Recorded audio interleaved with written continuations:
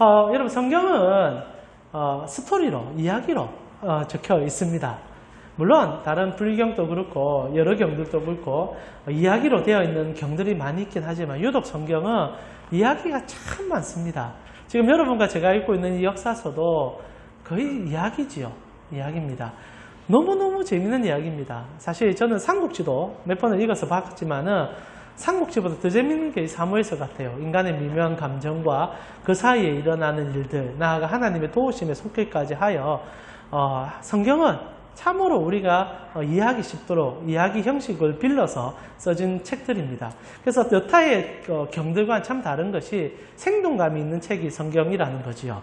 실제로 성경은 한 3분의 1 정도가 이야기로 되어 있습니다. 그리고 3분의 1 정도가 이 이야기를 해석해주는 이제 자막처럼 되어 있는 거죠. 그래서 신약 성경 같은 경우에 서신들의 내용들을 살펴보면 실제로 여러분이 제가 읽고 있는 이 구약 성경의 관주에 가깝다, 이제 자막에 가깝다 보면 됩니다. 그렇게 생각해 볼 때 성경 전체는 실로 이야기다. 위대한 사람들의 얘기일 뿐 아니라 결국 그 위대한 사람들의 얘기들을 통하여 하나님의 어떠하심을 가르쳐주는 이야기다라는 생각이 듭니다. 자, 그러면 왜 이야기를 우리에게 주셨을까? 간단하죠. 여러분의 삶에 생동감 있게 적용해 주길 바라는 하나님의 마음이라는 겁니다. 하나님도 딱딱하게 말씀 전해줄 수 있어요. 핵심만 전하면 됩니다. 그런데도 이렇게 길게 풀고 사람들의 이야기를 던져주는 것은 이 사람도 너와 똑같은 사람이다. 이도 이렇게 경험했고 이도 이런 실패를 맛봤으니 너희도 그 사람 통해서 너희의 신앙을 다시 한번 돌아보고 그리고 힘을 얻고 내가 어떻게 도운지를 알아서 그 은혜 맛봐라 라는 목적으로 성경은 이야기로 써져 있다는 거죠. 그래서 성경은 물론 수천 년 전에 기록된 성경이기 때문에 읽는 게 어려울 수는 있습니다. 그러면 여러분 좀 쉬운 성경이나 또 번역이 잘 된 성경들을 읽어보시면 생동감 있게 충분히 느낄 수 있는 얘기들이 우리에게 들어온다는 거죠. 오늘 저희가 보고 싶은 것은 우리와 동일하게 성경을 접했던 한 인물이 성경의 말씀을 진짜 믿어서 그 삶에 어떤 복을 누리게 되었는지 어떤 힘을 누리게 되는지를 조명해보며 우리의 삶이 하나님이 주신 이 성경 그냥 우리 삶의 옆에 끼고 사는 삶이 아니라 진짜 생동감 있게 느끼고 살아가는 삶으로 나아갈 수 있는 시간이 되어보기 바라서 오늘 말씀 먼저 시작해 보려고 합니다. 저희가 지금 하나의 스토리를 보고 있습니다. 그 스토리의 중심인물은 사울이지요. 이제 선지 사무엘의 얘기는 어느 정도 지나갔고 사울의 본격적인 얘기들이 시작되고 있습니다. 설교를 각기 계속 나누고 있어서 그 스토리를 조금 더 이제 잘 잡고 계시리라 생각하는데 사울이 극적으로 왕이 되었습니다. 너무너무 극적으로 왕이 되었습니다. 아마 신데렐라 스토리를 다시 쓴다면 사울의 얘기가 되지 않을까. 그만큼 극적으로 농사꾼이 하나님의 손에 붙잡혀서 하루 만에 왕이 되는 스토리가 있었고 왕이 되고 어떻게 해야 될지 몰라 자충우돌하고 있을 때 하나님은 전쟁을 통하여 그를 다시 한번 입지적인 왕으로 세워줄 뿐 아니라 사람들의 마음까지 사게 해주셔서 정말 공고한 왕이 되는 스토리. 그것이 사울 왕의 전반적 스토리였습니다. 그러나 아쉽게도 그는 2년 동안 그 왕됨을 제대로 활용을 못하게 되지요. 아시다시피 그가 한 것은 군사 모으는 것이 전부였다라고 성경은 얘기합니다. 그리고 모았던 숫자가 3,000명. 3,000명. 참 애매한 숫자를 우리가 모았다는 것을 이번 달에 들었지 않습니까? 그리고 3,000명 모아서 2년 만에 무엇을 하느냐? 떨어지는 그 인기를 다시 한번 세우고 싶어서 전쟁을 시작했다는 얘기 해드렸습니다. 최근에도 일본이 올림픽 앞두고 좀 독도 가지고 시비를 겁니다. 야, 진짜 못했지 않습니까? 그러나 일본 자국의 입장으로 보면 저는 사울과 똑같다 생각합니다. 그것을 통해서 자국민들의 마음을 다시 한번 모으고 지금 올림픽이 취소되니만이 워낙 시끄럽고 국민들 전체가 올림픽 취소해야 한다 말하니까 시선 전환용, 독도 딱 한 번 찍어주고 국민들 마음에 불을 확 지펴서 이 올림픽 왜 해야 되는지 이해하도록 만드는 그 수작. 이건 언제나 먹혀 들어가는 전략입니다. 적혀 들어가요. 우리나라 시민들도 지금 가슴에 불이 확 타오르잖아요. 서로 막 그것을 이용하는 정적의 도구가 되고 있는 안타까운 일인데 사울이 그 방법을 쓴 겁니다. 2년 만에 이 에너지를 빠진 거예요. 인기는 떨어져 가고 백성들은 자기에 대한 생각들이 이전과 같지 않은 걸 보니까 시선 전환용으로 블레셋과의 전쟁을 시도한 겁니다. 그러나 참 바보죠. 손에 뭐가 있는지를 제대로 파악하지 아니하고 전쟁을 치르는 것은 그만한 바보가 없는 걸 여러분 잘 아실 거라 생각합니다. 기껏 모은 3,000명 가지고 전쟁을 한다는 자체도 웃긴데 사울은 착각에 빠졌어요. 이 정도면 충분하리라. 그러나 실제로 전쟁을 치렀을 때 결과는 참담했었습니다. 블레셋의 군세가 이 사울이 생각했던 것보다 더 대단했던 거예요. 수십만 명이 있었고 뿐만 아니라 전차 부대에 용병 부대에 급격히 쌓인 부대를 보면서 사울은 기가 찼습니다. 와, 이제 어떻게 해야 되냐. 그리고 그때 함께 있었던 사람들도 그 상황을 보고 너무 무서워서 주랭랑을 치기 시작했다는 게 성경의 고백이지요. 이제 진퇴양난의 기회에 빠지게 되었습니다. 그래서 사울이 기가 막힌 방법을 하나 쓰잖아요. 이제 하나님께서 나를 도와주시면 이길 수 있지 않을까. 저는 이것은 사울에게 있어서도 그렇고 우리 신앙인에게 있어서도 그렇고 정말 중요한 하나의 카드라 생각합니다. 하나님은 여러분 도와주기를 기뻐하시거든요. 그런데 문제는 사울이 그것을 가지고 자기의 욕심으로 사용했다는 겁니다. 사무엘이 올 때 아시다시피 예배를 일주일 후에 드리겠다 했는데 너무 긴장되고 불안하니까 그날 자기가 집례하고 문제를 일으키게 되지요. 그리고 사울에게 사무엘은 호통을 칩니다. 왕이 실수했다. 자, 여기까지가 저희가 지금 봤던 성경의 스토리입니다. 자, 지금 이스라엘의 분위기는 뭔가 한번 해보려고 하다가 오히려 두들겨 맞고 그리고 답이 없어서 무엇으로 가야 될지를 모르는 상황 속에 사람들은 다 흩어지는 상황이 생겨버렸습니다. 실제로 이 사울의 군세가 자기가 모집했던 병사가 3,000명이었고 당시 민병들까지 모였을 때 아무리 못해도 10,000명 정도 모였을 겁니다. 그러나 블레셋이 다가오면 다가갈수록 사람들의 떠나가기 시작했고 결국 남은 숫자가 600명밖에 안 됐어요. 정말 진퇴양난의 순간이었습니다. 그런데 말입니다. 이 진퇴양난의 순간에 언제나 위기는요 영웅을 불러오고 위기는요 우리로 행복을 찾게 만드는 길이 된다는 거죠. 여러분 한번 생각해 보십시오. 고난 없는 기쁨이 있을까요? 정말 여러분 형통할 때 느끼지 못했던 것을 여러분 아픔 속에서 가장 큰 기쁨이었다고 느끼는 순간들이 있지 않으셨습니까?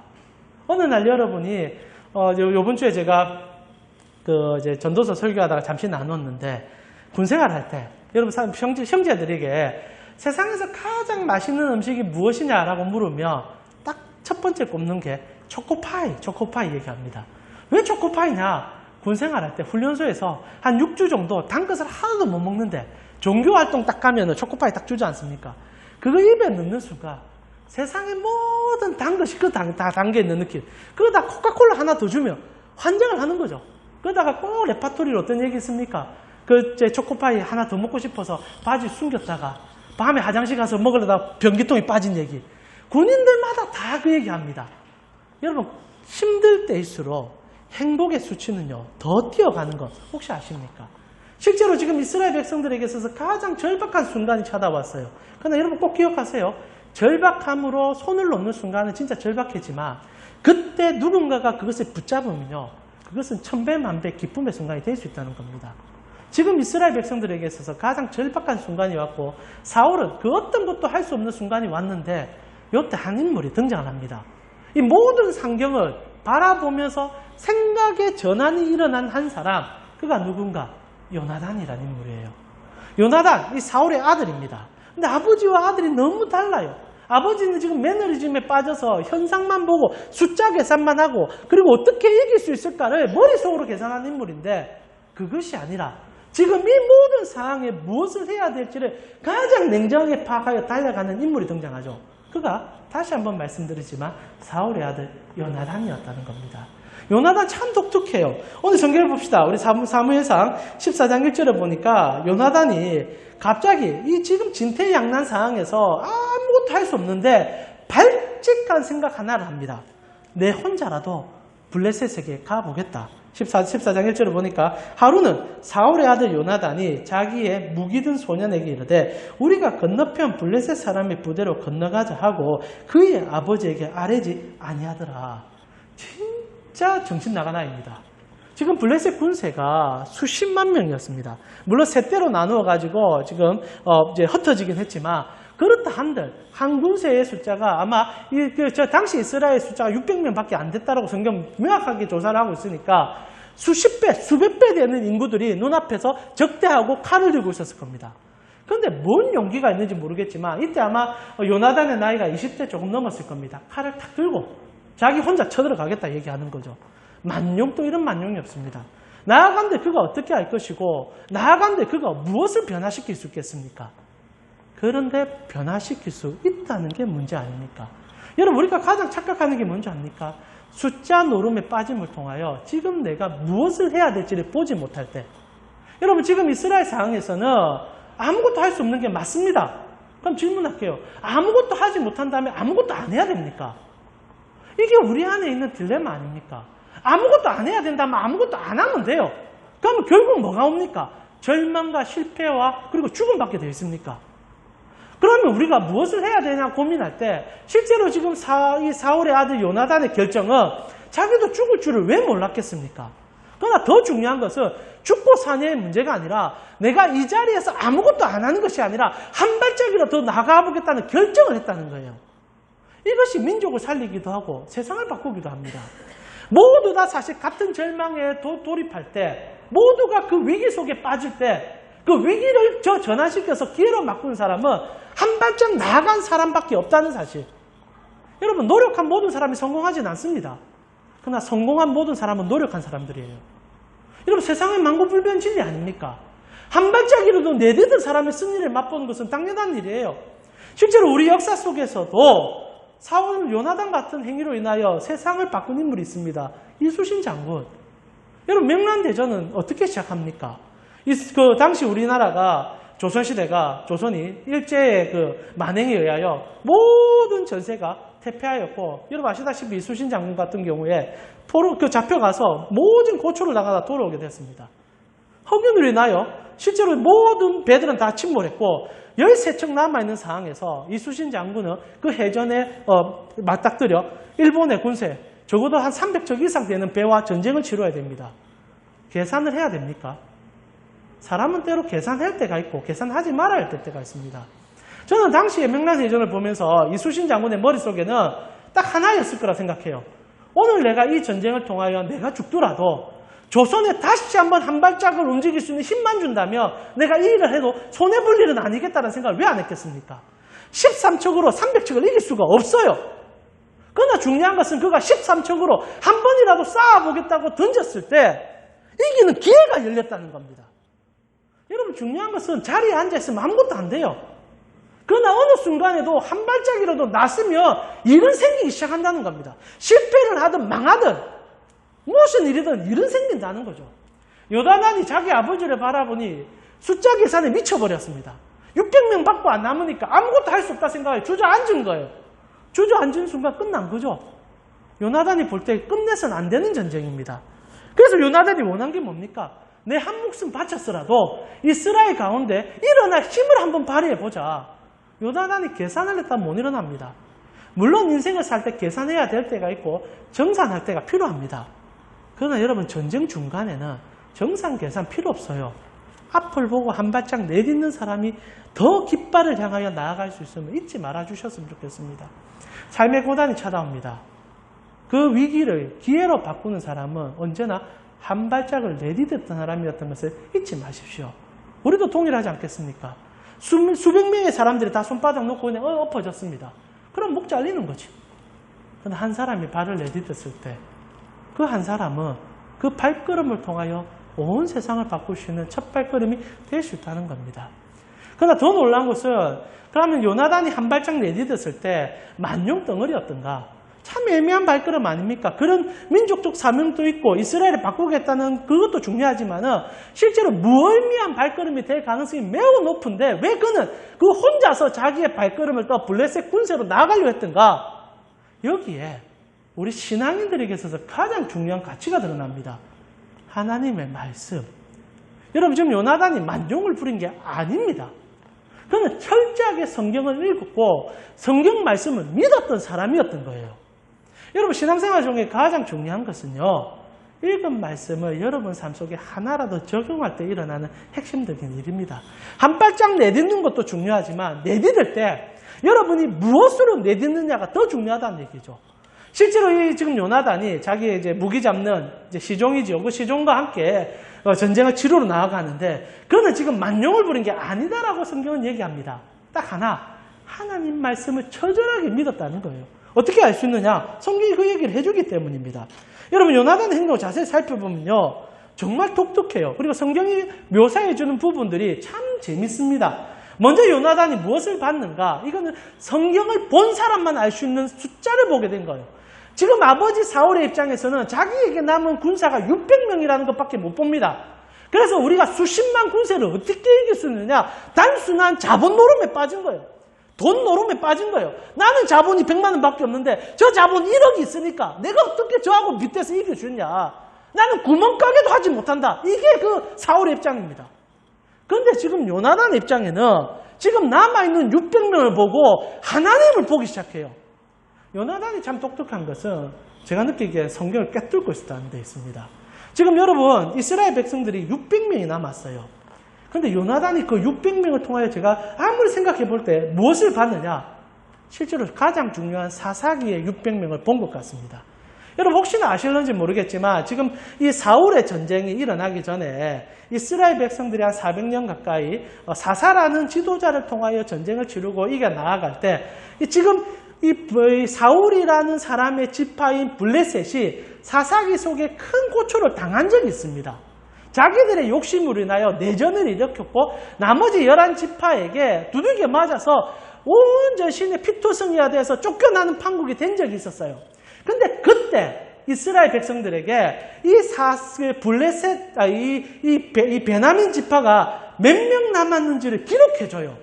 이게 참 재밌습니다. 사사기 20장 46절에서 47절을 보니까 내전 가운데 이 베냐민 지파가 완전 두들겨 맞아서 몇 명 안 남게 되는데 이날에 베냐민 사람들이 칼을 빼는 자가 엎드린 것이 모두 25,000명이니 다 용사였더라. 베냐민 사람 600명이 돌이켜 강야로 도망하여 림몬 바위에 이르러 거기에서 넉 달 동안 지켰다. 600명 딱 남았어요. 그런데 그 600명으로 다시 시작해서 지금 이 베냐민 지파는 왕을 배출하는 지파가 되었다는 겁니다. 자, 하나님의 말씀을 알았던 이 요나단에게 있어서 이 600명이라는 숫자는 너무나 중요한 숫자였죠. 왜냐하면 완전 망했던 자기 집안이 다시 한번 가사회생했던 그 숫자이기 때문에 하나님이 우리 붙잡아주면 600명으로 다시 한번 왕을 만들 수도 있다는 그것을 알고 있었던 인물이 요나단이라는 겁니다. 아버지는 600명 남았다니까 울었어요. 이제 이것밖에 안 남았냐. 그러나 요나단에게는 다른 겁니다. 성경을 아는 자들에게는 다른 거예요. 600명이나 남았냐? 당시 하나님이 우리 600명밖에 안 남았을 때 우리를 다시 한번 살려줬다. 이것을 요나단이 성경을 통해서 본 겁니다. 그래서 오늘 사무엘서는 그 600명을 기록해 놓은 거예요. 베냐민 지파는 600명 남았었다. 그리고 오늘 또 600명 남아있다. 그러면 이 전쟁은 누구의 것이냐? 아무도 모릅니다. 수십만 명 대 600명 전쟁 안 되죠. 그러나 요나단은 다르다는 거예요. 우리가 600명 있을 때 하나님 손에 있을 때 왕으로 일어나지 않았느냐. 그러면 이 전쟁도 하나님의 손에 있다. 그 용기가 말씀 속에서 일어날 수 있는 배경이 깔렸다는 겁니다. 그리고 요나단이 적진 앞에 섰어요. 그리고 그는 절대 만용을 부리지 않습니다. 요나단의 신앙은 정말 독특한 두 가지 현상이 드러나는데 그것이 14장 6절의 기록입니다. 우리 같이 한번 읽어봅시다. 요나단 진짜 멋져요. 저는 이 멋짐이 여러분 속에 녹아 있었으면 좋겠어요. 6절 우리 같이 한번 읽어보겠습니다. 요나단이 자기의 무기를 든 소년에게 이르되 우리가 이 할례를 받지 않은 자들에게로 건너가자. 여호와께서 우리를 위하여 일하실까 하노라. 여호와의 구원은 사람이 많고 적음에 달리지 아니하였느니라. 여기에 두 가지 믿음의 말씀 속에서의 녹아있는 믿음의 핵심이 드러납니다. 첫 번째, 요나단이 어떻게 성경을 많이 본 사람인 줄 안다는 것은 당시의 모든 사람들은 착각을 하나 하는데 하나님은 당연히 나를 도와주시는 분이라는 착각을 하고 있었어요. 그런데 오늘 요나단이 구약에서도 굉장히 독특한 한 얘기를 합니다. 뭡니까? 여호와께서 우리를 위하여 일하실까 하노라. 약간의 의문형을 띱니다. 안 도와줄 수 있다는 뉘앙스가 있어요. 그러면 그가 믿음이 없어서 그랬느냐? 아닙니다. 여러분, 믿음이라는 게 무조건 다 잘 된다. 하나님 무조건 다 돕는다. 그게 믿음이 아니에요. 진짜 믿음이 뭡니까? 하나님이 일하신다. 하나님이 하신다. 하나님의 때에 하나님은 당신을 나타내신다. 요나단이 성경을 꿰뚫어 보면서 요나단 때에 성경이 몇 권이나 됐겠습니까? 모세오경에다가 기껏해야 여호수아 사사기 정도일 겁니다. 그 성경 달달달 읽어가면서 느낀 것 딱 하나. 하나님은 쓰시기도 하시기도 버리시기도 하신다. 그 위대한 모세도 반석에서 물 2번 잘못 쳤다가 하나님 내 딱 버리더라. 그런데도 버렸던 모세를 통하여 하나님은 역사를 이루더라. 하나님은 손을 드시기도 하고 낮추기도 하더라. 하나님 손에 들리면 살고 하나님이 버리면 죽어야 되는 게 맞다. 요나단이요. 그렇게 외친 겁니다. 혼자 600명 딱 보고 용기 얻어서 나가서 첫 마디가 하나님이 나 쓰신다면 이길 거야. 근데 하나님 버린다면 우리 다 같이 죽어야지. 여러분 신앙의 믿음이 무엇에서 나오는지 압니까? 만용에서 나오지 않아요. 여호와를 신뢰하면서 나옵니다. 하나님이 나 쓰면 산다. 근데 하나님이 오늘 아니라면 아닌 거다. 요나단이 그 믿음으로 위치골장에서 나간 거예요. 하나님 사용해달라는 왜 마음이 없었겠습니까? 그러나 더 중요한 것은 내 뜻이 아니라 하나님의 뜻이라는 것을 그가 기억했다는 거죠. 나가 요나단의 가장 위대한 점은요. 정말 성경을 꿰뚫고 있었다는 데 있습니다. 이걸 꼭 붙잡아야 돼요. 그가 어떤 말을 합니까? 여호와의 구원은 사람의 많고 적음에 달리지 않았다.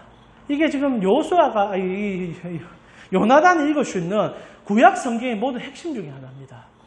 여러분 요나단이 그 앞에 섰을 때 가장 먼저 떠오른 인물이 누구였겠습니까? 아브라함. 318명 가지고 나라를 이겼던 그 아브라함. 나가 또 무슨 생각했겠습니까? 모세.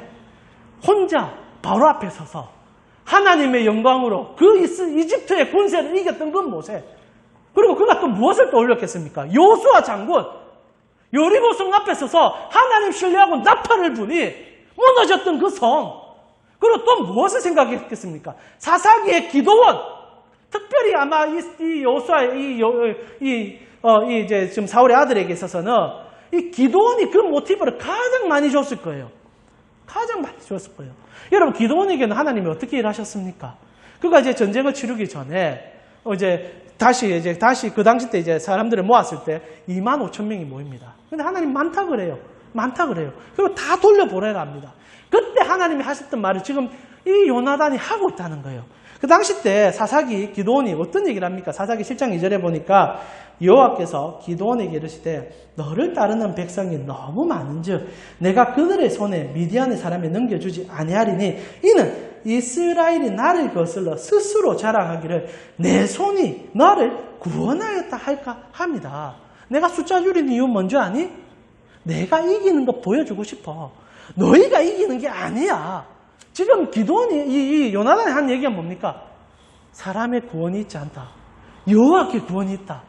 그럼 이 만용이 어디서 생깁니까? 하나님이 하셨으니까. 믿음의 기록이 남아있으니까 믿었던 거예요. 진짜 믿었던 거예요. 오늘날은 저는 믿음의 전쟁이라 생각합니다. 여러분 무엇을 신뢰하고 무엇을 믿느냐가 이 땅에 가장 중요한데 이 여호수아는 이 요나단은 하나님을 믿었던 거예요. 다른 걸 믿은 게 아닙니다. 기록된 하나님의 일들을 믿은 거예요. 그리고 그가 첫 발을 나딛게 되는 거 아닙니까? 그리고 놀라운 일이 일어나게 되죠. 진짜 하나님은 숫자의 많고 적음의 문제가 아니라 이 요나단 하나를 통하여 하나님의 일을 이루었다는 겁니다. 오늘날 우리에게 있어서 가장 중요한 것은요. 만용이 아닙니다. 하나님은 능치 못할 일이 없을 거라고 뛰드는 게 아니에요.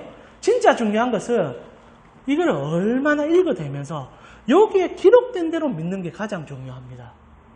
내 착각으로 믿는 게 아니라 진짜 하나님이 어떤 일을 했는지를 알고 그 말씀 그대로 믿는 게 가장 중요합니다. 기도원은 100% 하나님 말씀대로만 행하려고 지금 요나단은 그렇게 하려고 하고 있는 거예요. 그랬을 때 어떻게 당신의 말씀에 신실하신 하나님이 그 말씀을 번복하시겠습니까? 성도에게 가장 큰 힘은 기록된 말씀대로 행하고자 하는 그 의지라는 겁니다. 그런데 더 놀라운 일은요. 요나단의 전쟁이 가장 값진 것은 지금 요나단 한 사람의 행동으로 통하여 일어나는 수많은 파급 효과들 때문입니다.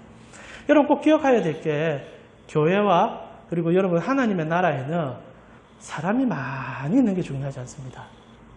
한 사람이 언제나 중요해요. 성경 끊임없이 그 얘기합니다. 한 사람만 서면 한 사람만 하나님 앞에 기다릴 줄만 안다면 하나님은 그 사람을 통하여 천하를 뒤집는 분이라고 성경 끊임없이 얘기합니다. 지금은 요나단이 그래 쓰이고 있는 거예요. 그런데 더 놀라운 게 뭔지 압니까? 요나단이 기껏한 거는 별로 없다는 거예요. 지금 이렇게 얘기하니까 요나단이 그 블레셋 군세를 다 없애고 엄청난 전쟁의 승리를 맛본 것 같죠? 실제로 그렇지 않습니다. 성경을 보면 요나단이 한 건 별로 없어요. 그가 기껏한 게 뭐냐? 물론 대단한 일이긴 한데 20명 죽이는 게 전부입니다. 한번 볼까요? 14장 14절을 보니까 요나단과 그 무기를 든 자가 반나절 같이 땅 안에서 처음으로 쳐 죽인 자가 20명이었다. 물론 2명이서 20명 죽인 건 대단하죠. 물론 이 전쟁 앞에 여러분 요나단이 이제 전쟁에 대한 두려움이 있으니까 이런 얘기합니다. 이제 군대들이 막 쳐다보고 있으니까 자기들이 희롱하고 있으니까 이제 무기 잡은 자고 이런 얘기합니다. 혹시나 저놈들이 우리 보고 올라오라 하면 여호와께서 우리에게 맡긴 거고 내려온다 하면 우리 도망가야 된다. 기도나와 똑같은 행동을 하는 거예요. 진짜 말씀 믿고 있는 거예요. 지금 요나단이 얼마나 무서웠겠습니까? 부들부들 떨면서도요. 하나 하는 거예요. 그래도 하나님이 나 지킬 거야. 하나님이 나와 할 거야. 그 믿음이 어떤 파급효과를 부르냐. 실제로 이제 올라갑니다. 올라오라 그러니까 요나단이 딥다 보고 그냥 올라가는 거예요. 올라가서 칼을 휘두르기 시작하는데 하나님이 지키기 시작합니다. 그 수십만 명이 2명 못 죽이겠습니까? 근데 안 죽어요. 미꾸라지 같이 피하면서 막 칼질을 하는 겁니다. 그러다가 이제 한 20명 정도 죽었을 거예요. 기도는 진이 빠졌을 겁니다. 그리고 힘도 다 빠졌을 거예요. 이제 어떻게 이깁니까? 근데 하나님께서 하나님의 전쟁을 치르는 방법이 나와요. 정말 기적이 일어나기 시작합니다. 한번 우리가 읽진 않았는데 본문 한번 찾아봅시다. 14장 21절에 보니까 이 전쟁이 어떻게 이겼느냐. 전에 블레셋 사람들과 함께 하던 히브리 사람이 사방에서 블레셋 사람들과 함께 진영에 들어왔더니 그들이 돌이켜 사울과 요나단과 함께한 이스라엘 사람들과 합하였다. 첫 번째 기적은요. 매국노들이 돌아왔다는 겁니다. 지금 이스라엘의 가장 병폐는 영웅이 필요한 게 아니라 떠나간 마음의 돌이킴이 더 중요했다는 겁니다. 이스라엘의 그 처절한 환경을 바라보고 사람들이 다 도망갔어요. 도망가는 게 아니라 그냥 블레셋에 가서 용병생활하고 그래서 돈 벌어먹고 매국노짓을 하고 있다는 겁니다. 근데 이 하나님 앞에 섰던 일이 왜 중요하냐. 매국노까지 바꿀 수 있는 영광이 드러난다는 거예요. 그들이 마음을 돌이켜서 그 전쟁 가운데 기습을 시작한 겁니다. 칼을 빼들고 이 요나단 한 사람의 믿음을 보고 하나님을 보게 된 거예요. 여러분 이 땅에서 우리가 이길 수 있는 방법은 여러분의 손에 있는 재물, 능력, 부가 아닙니다. 하나님을 보여주면 전쟁은 끝나는 거예요. 거기까지가 우리의 전쟁입니다. 여러분이 해야 되는 건 딱 하나예요. 내가 하나님을 대신하여 하나님을 보이겠다. 그 마음으로 들어가세요. 그러다 두들기 맞으면 하나님 믿고 신뢰하세요. 그러면 하나님께서 어떤 일을 한지 압니까? 매국노들이 돌아온다는 거예요. 나를 대적했던 사람이 진짜 하나님 보고 무서워서 돌아온다는 거예요. 여러분 신앙의 결단은요. 하나님 보여주는 데 있습니다. 세상을 바꾸는 건요. 우리의 능력이 아니에요. 하나님의 실존함을 나타내는 데 있어요. 오늘날 가장 큰 문제는 성도들이 하나님이 진짜 살아계신지를 못 믿어요. 그래서 말씀대로 살 용기가 안 납니다. 왜냐하면 그래 살면 죽을 것 같거든요. 타협하면요. 당장 눈앞에 수익은 얻을 수 있죠. 그러나 믿음의 사람들은 그거 포기할 수 있는 용기가 있어야 되죠. 왜? 하나님이 살아계시니까. 근데 그게 안 돼요. 오늘날 믿음 없어졌어요. 그러나 더 중요한 건 진짜 믿음을 보일 때 뭐가 나타나는 줄 압니까? 하나님이 나타나기 시작한다는 거예요.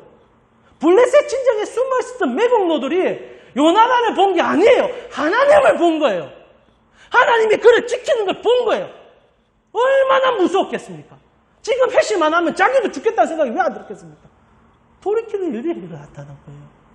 하나님을 일어선 사람에게는요. 하나님이 보입니다. 그게 진짜 중요한 무기예요.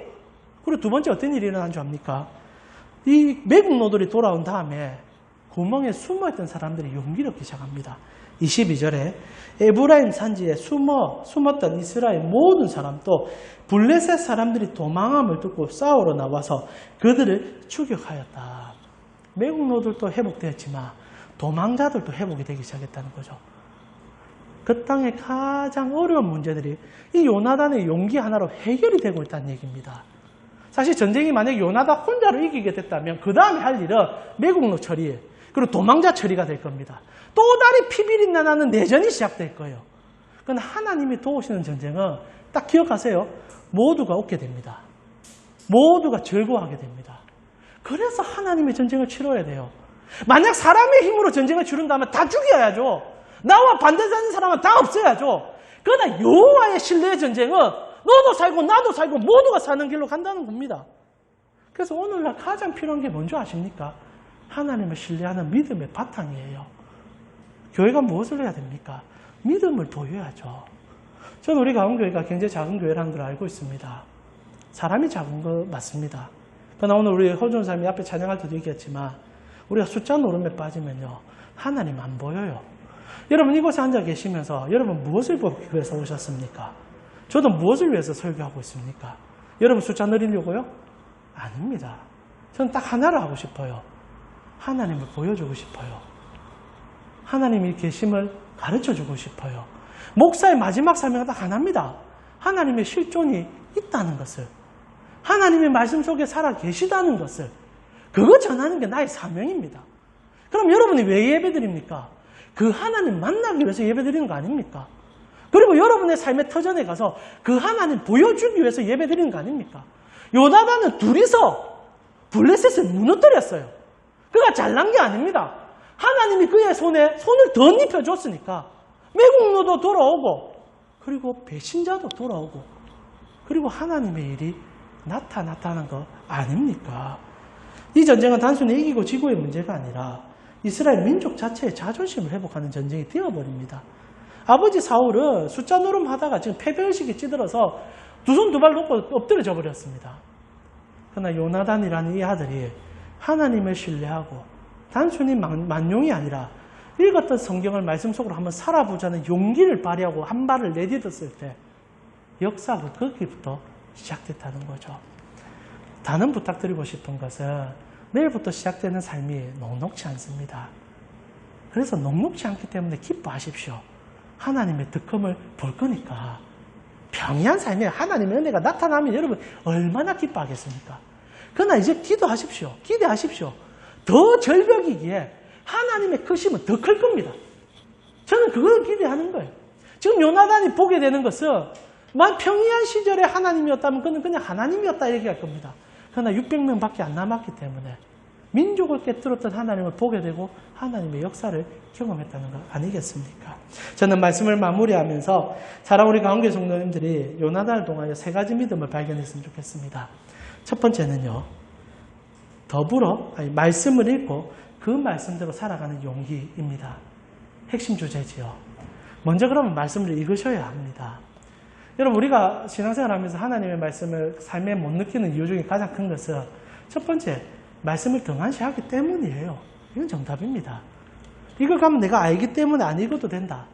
그러면 여러분 똑같은 일의 반복밖에 안 될 것 같아요. 하나님 이거 주셨을 때는요. 그냥 집에 얹어놓으라고 준 게 아닌 게 분명합니다.